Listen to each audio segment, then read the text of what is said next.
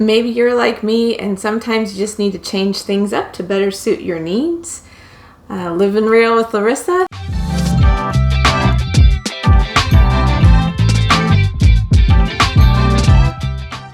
And I'm living real with my little bit messy kitchen here, but that's okay, right? That's the whole point of this, to show you that I'm not fake. I'm telling it to you true. And what I've got going on is I've always used a graniteware stock pot as my compost pot, and it's just too big anymore with who I have living in the house.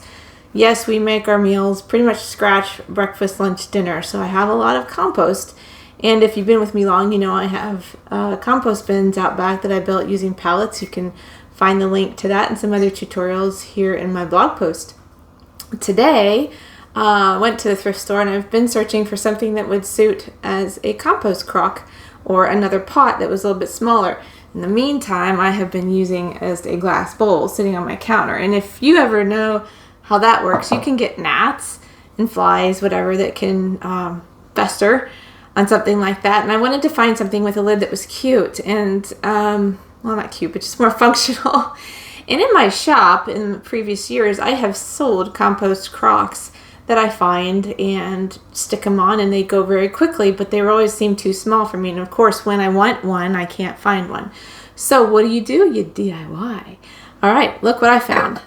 A lovely goose cookie jar. And it's just a basic ceramic cookie jar with a lid, and I'm going to do some things to show you how to turn it into a compost crock. All right, let's go. All right, what we have here is, like I said, this goosey cookie jar, and if you know what a compost crock typically looks like, it will have holes drilled into the top that allow it to vent, have a lid like this, and it'll have a handle. I'm debating on adding that because I don't want to ruin this. And that might very well happen. I can start again with another thrifted find, right? But anyway, it's just going to have that basic opening. And I want this to be simple enough to sit on my counter. I don't want the geese. And if you've seen my previous tutorials, I've taken a vintage butter churn and showed how you can paint on something like this. So I'm going to do something here. Probably going to leave this blue stripe up here because no need to mess with it. Just do something coordinating. Add the holes, which I will be using a diamond drill bit to be able to drill through this safely, hopefully, without the cracking. I've done it before on all sorts of things. This is a handy tool, a bit to have to add to my drill. And we'll have at it. Because I'm nervous about I might crack this, there's always that chance happen. I'm going to do the drilling and stuff first and then the paint after. That way I don't waste time working on a design for this and then it ends up going kaput. All right.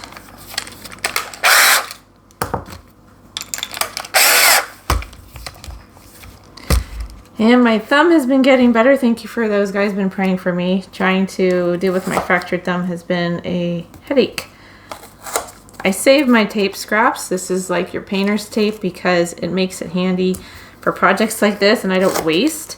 If you saw my last project where I added stripes to a shelf using the tape pieces as spaces, I'm just going to put them all over here so I can drill through.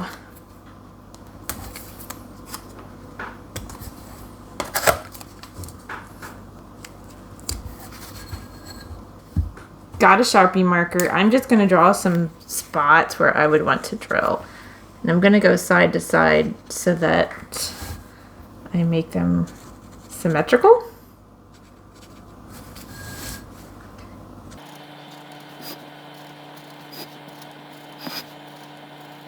That's just rough placement. I'll do a better job when I'm actually drilling.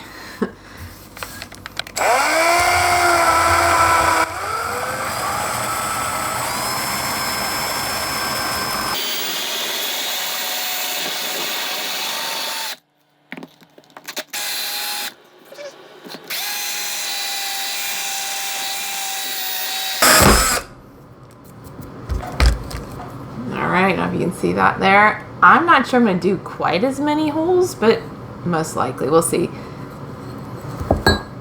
If you notice, I start with the bit running and start at an angle and then kind of work it around. Try not to increase the hole too big, but with this, I don't really care so much.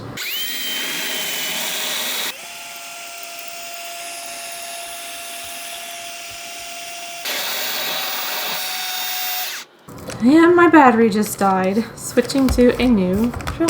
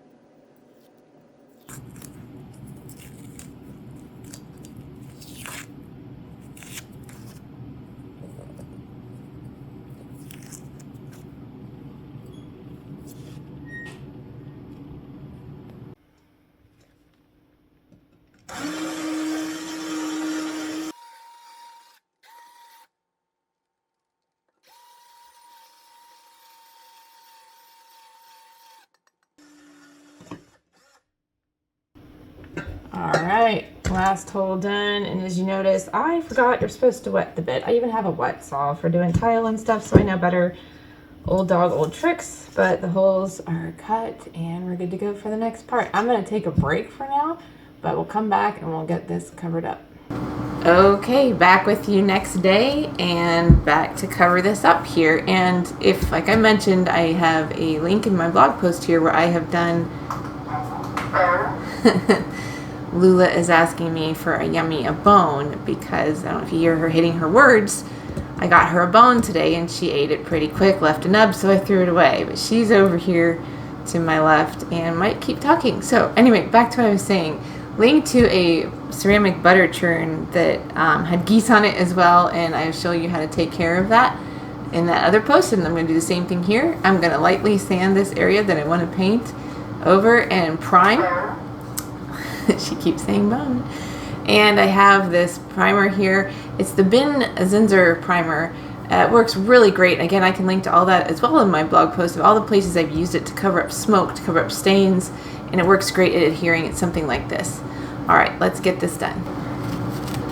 I've got a 120 grit sandpaper here, and if you could see close on this cookie jar, there is a little indentation where there's an each a butterfly and a flower and the geese. So I'm not going to be able to totally get that out, but I'm going to sand it down, see what I've got, and I honestly don't care because this is for me, but let's say you wanted to mess with it, maybe you could fill it in and try to go over that and try to smooth it out. But again, you honestly could even just turn it backwards on your counter and nobody would be the wiser, but because this sits out, I want to cover it up.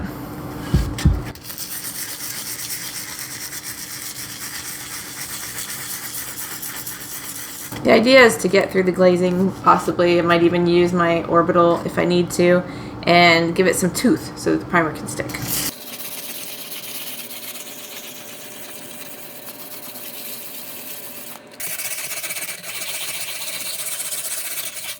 I don't know if you can see there, you're not going to be able to tell, but it's wearing through, getting scuffed, and I can feel it more than anything. So here in a minute, finish up, and then we'll move on.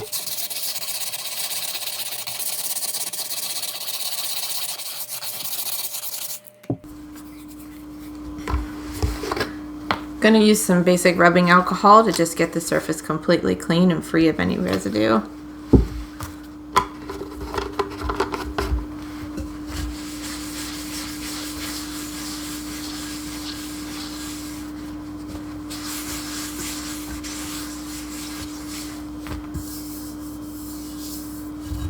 Alright, normally I don't use this bin stuff inside the house because it is mighty strong and it cures in about 5 minutes.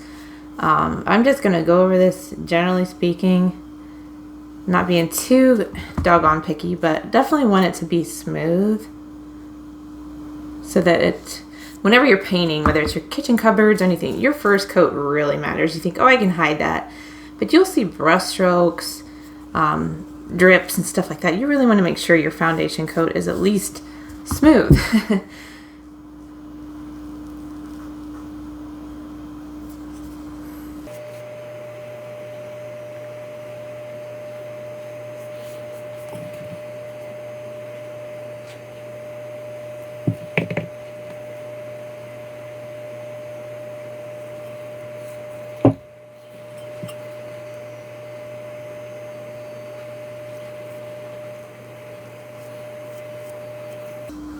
Okay, like I said, I normally am wearing a respirator or something. I'm gonna clean this up, take it outside, let it cure. Okay, while the crock is outside curing, just wanted to show you, this is like a charcoal filter that I get in large sheets so that I can cut them to size to suit my exhaust over my stove here. And their carbon filter makes it nice. If you buy a compost crock from the store, it's going to have this up in the lid so that it helps gnats from being able to enter in and just prevents odors from coming out. Now honestly, I empty my compost very frequently, so we don't have this issue, but I thought for the sake of you guys, I am just going to put a bead of glue down in there, and that will make it easy if I need to replace this to just pop it out. The glue would pop out and you can wash it, so on and so forth.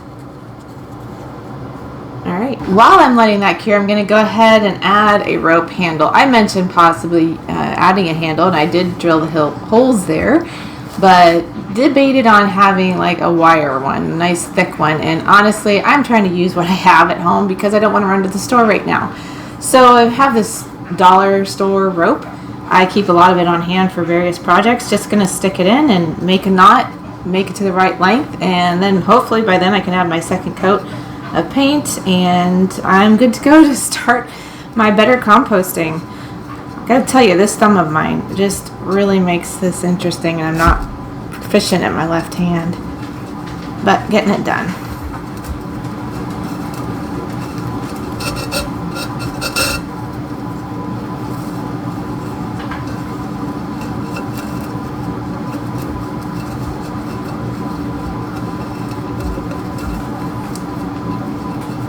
The best part about this too is if the rope decays or rots at all I have to do is cut it out and add another one.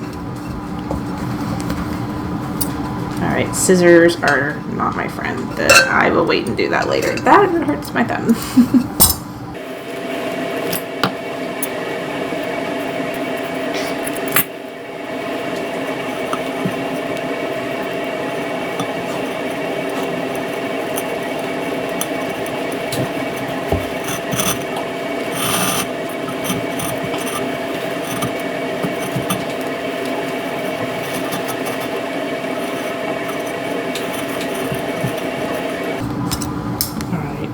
Might have to have some assistance here. There we go.